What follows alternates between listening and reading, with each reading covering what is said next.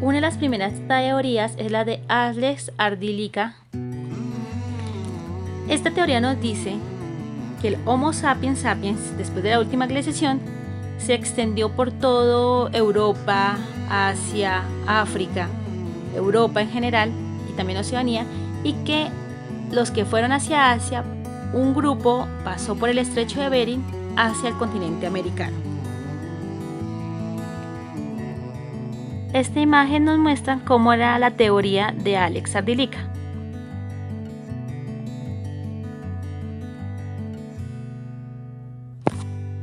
Paul River y Méndez Correa no estuvieron muy de acuerdo con Alex por aquellos Homo sapiens que se dirigieron hacia el lado de Oceanía. Según ellos dos, ellos podían también haber cruzado al continente americano de otras formas que estableceremos a continuación. Según esta teoría, de Australia habrán salido algunos pobladores hacia América atravesando el mar Pacífico a través de pequeñas embarcaciones o barcos, y otro grupo pasó por el lado de la Antártida hacia América.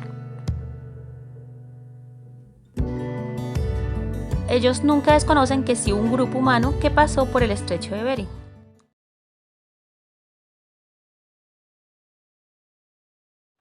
Ahora vamos a empezar a ver lo que son las civilizaciones precolombinas.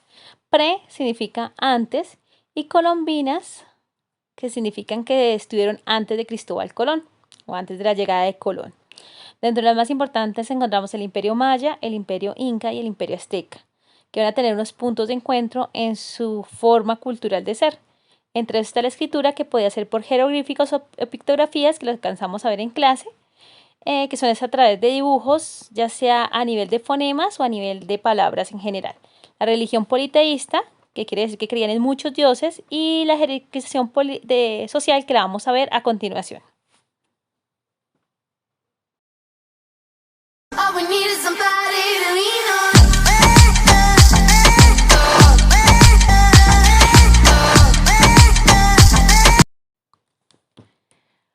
Los mayas los ubicamos en la península de Yucatán, México, Honduras, Belice y Guatemala. Dentro del legado cultural que nos dejan los mayas, encontramos el calendario maya, que es bastante preciso. El Popol Vuh, que es un libro que deja la comunidad quiché, que habla sobre la creación del mundo y la creencia de ellos. Su organización política era, en primer lugar, los nobles y sacerdotes, luego los campesinos y luego los esclavos. Su agricultura se basaba en el maíz, y a nivel artesanal, pues lo principal eran los telares. El colapso de ellos no se debió a la llegada de los españoles, sino se presume de una sequía que llevó a que la gente emigrara. Otro de los imperios que vale la pena estudiar son los aztecas. Se ubicaron en lo que es México, su ciudad capital era Tenochtitlán, desde el cual se comandaba o se manejaba todo el imperio, que estaba conformado por 38 estados. Estos 38 estados corresponden también a pueblos sometidos, entre los cuales están los toltecas y los olmecas, los cuales tenían que rendir tributo al imperio azteca. Su economía estaba basada en el maíz y en diversos tipos de artesanías, y su nobleza guerrera y sacerdotal eran los únicos que podían asistir a las escuelas.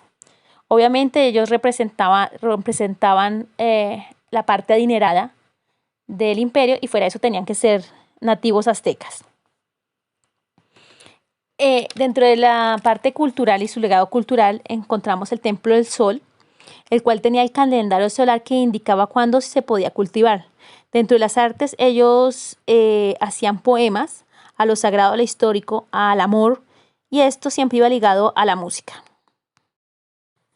El último imperio que vamos a ver el día de hoy es el Imperio Inca. Este fue uno de los más grandes, se ubicó en Perú, Argentina, Bolivia, Chile y Ecuador. Su capital era Cusco.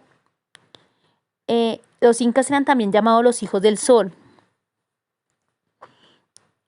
Su economía se basaba también en la agricultura, del maíz, la papa y la calabaza, y en la ganadería de llamas y alpacas.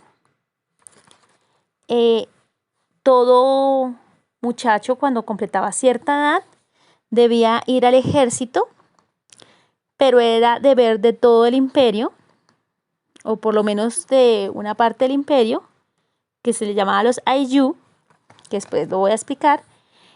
Debían hacer un oficio que se llamaba la mita. ¿La mita qué era? Era un trabajo colectivo, obligatorio, que beneficiaba al Estado y obviamente a todos los que habitaban en él. Dentro de esta mita se hacían obras públicas como la construcción de caminos, acueductos, centras, trabajar en minas, y tenían un tiempo estimado. Dentro de su jerarquía estaba Inti, o el mismo, o el que le decían también el Inca, que era como el que mandaba sobre los sacerdotes y los gobernantes de las diferentes regiones. Después venía la clase noble, que era la clase adinerada, y luego, ahí sí vuelvo y comento, los Ayllu, que eran unas familias que trabajaban en la mita y también en deberes militares, en especial lo que son los hombres.